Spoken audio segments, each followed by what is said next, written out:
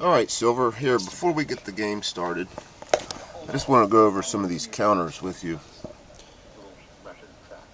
These are the German snow troops. These are the German snow half tracks. Notice the skis under the wheels on the front. These are the German Hanabu, or UFOs, basically. Now for the aliens, you have the regular old alien worms. And then you have a larger alien called the tripod.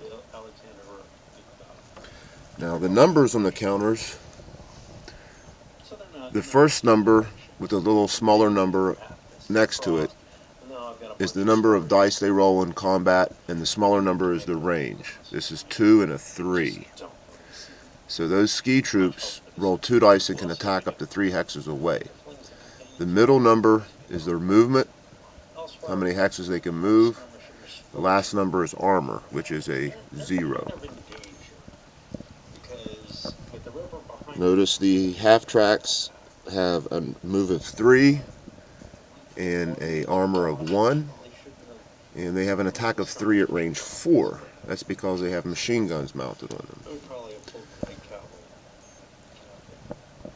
The UFO has an attack of 2 at a range of 2 and a move of 4. Notice that the attack and the move are in red. The move is in red because that means it can move and attack. The snow troops and the half track can either move or attack.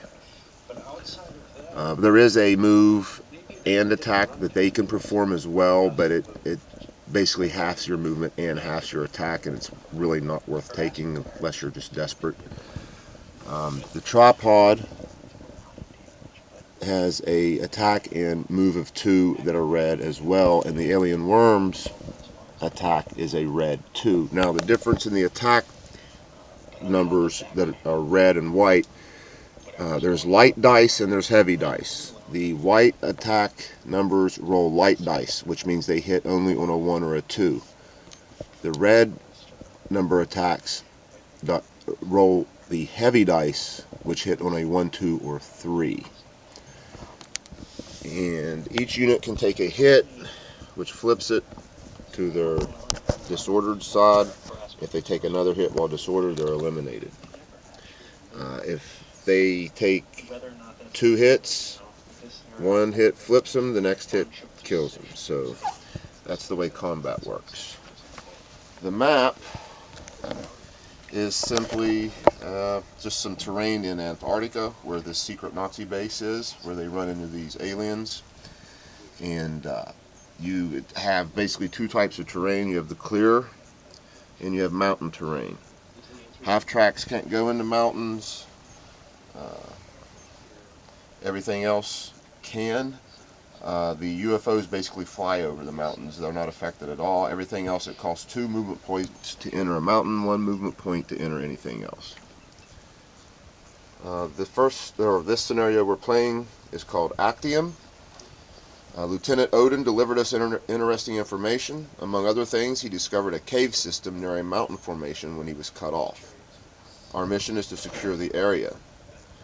The side who has a unit in the objective hex at the end of turn 15 wins.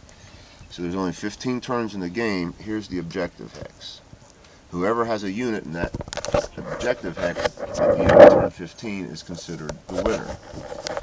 The worms start with, the aliens start with some worm units in this corner. The Nazis start with some half tracks loaded with troops over in this corner. Turn 6, the alien gets these reinforcements coming from this side.